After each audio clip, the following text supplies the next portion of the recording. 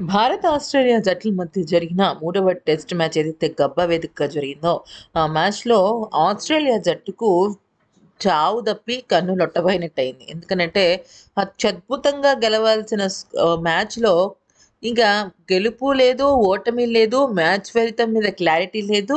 ఇక match draw అయిపోవడంతో వాళ్ళు ఆడినదంతా కూడా వృధా అయిపోయింది.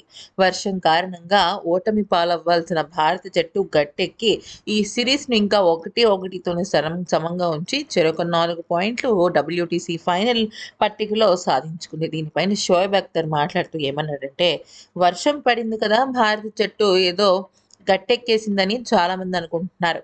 అయితే భారత జట్టులో సగానికి సగం మంది ఆస్ట్రేలియా జట్టు ఫుల్లీ ఫిట్‌గా ఉన్న వాళ్ళకన్నా ఏమాత్రం తక్కువ కాదని నేను అభిప్రాయపడుతున్నాను. నిజంగా వాళ్ళు గనక వర్షం పడకుండా యథావిధిగా ఆటను కొనసాగిస్తే ఖచ్చితంగా ఆ ఆటను గెలుస్తారు. నాకు తెలిసి వాళ్ళు ఈ సీరీస్ అయితే గెలవడం ఖాయమని అనిపిస్తోంది. గెలవాలని కూడా నేను కోరుకుంటున్నాను అంటూ షోయబ్ అఖ్తర్ మాట మార్చాడు.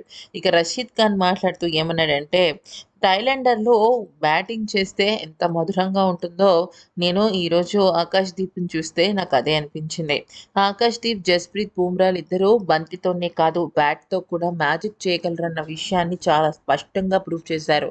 ఫాలో ఆన్ గండం నుంచి బయటపడేయటం అంటే అది కూడా థాయిలాండర్‌లకు టాప్ ఆర్డర్ కోల్పోయినప్పుడంటే అది గొప్ప ఛాలెంజ్ అని చెప్పుకోవాలి అంటూ పేర్కొన్నాడు. ఇక ఆ తర్వాత నజర్ హుస్సేన్ మాట్లాడుతూ ఏమన్నాడంటే, భారత జట్టు ఫాలో ఆన్ గండం నుంచి గట్టెక్కడం అనేది ఈ మ్యాచ్‌కి హైలైట్‌గా నిలిచింది.